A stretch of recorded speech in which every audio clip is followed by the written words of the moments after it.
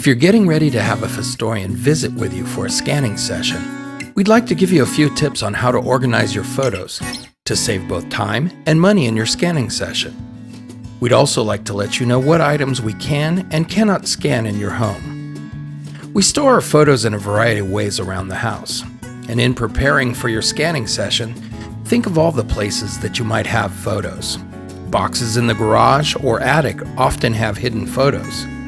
Do you have photos in a storage unit away from your home? We also put photos into frames and put them on the wall or on a shelf. To save time, please gather all of the photos that you want to scan into one area. You might want to filter through them for the photos that you want to scan or not scan. But think of this, because Phostorians scan your photos based on time and not by the number of photos, you might want to scan all of the photos that you have. You can always delete them from our online account later.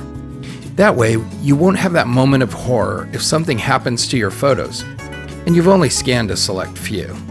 Because of our high-speed scanning system, the difference between scanning 500 photos or 600 photos is probably only a few minutes of time. Also, we often just think of the photos that we have with our family and friends in them. But think of the time that you went on a vacation with a neighbor and you took a bunch of photos of their family. You might not immediately want to scan these pictures, but we find that these can be real treasures. Not to you, but to the people in the photos. Think of someone sending you a link to a photo or photos of your family on vacation. Photos that you've never seen because they've been in somebody else's box of photos for years and years. So in preparation for your scanning session, gather your photos. Take the photos in frames out of the frames, and take photos in albums out of the albums. If you want to scan photos in groups, such as all of the photos of your father, then all of the photos of your mother, then put these photos together in stacks. But remember, you can organize all of your photos into albums on the Phostorian website.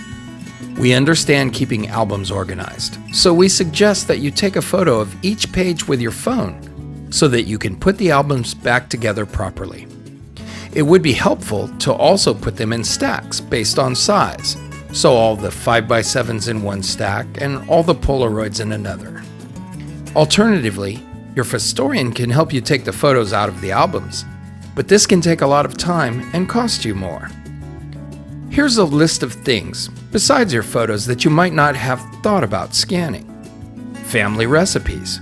Many of our users consider handwritten recipes just as important as photos for remembering a family member. Family documents such as birth certificates, marriage licenses, diplomas, and awards. Love letters and postcards.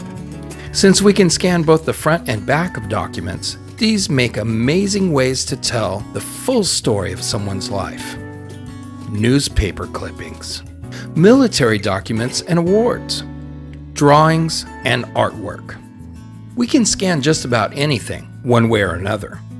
Some things that the Phostorian might not be able to scan in your home might be extra large documents.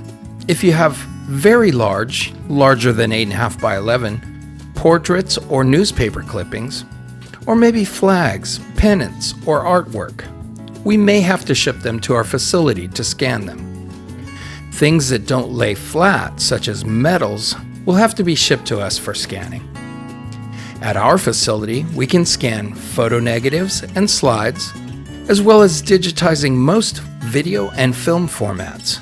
So if you've got a box of VHS or digital videotapes, maybe a carousel of slides or a bunch of film negatives, your Phostorian can help you box those up and ship them to our office.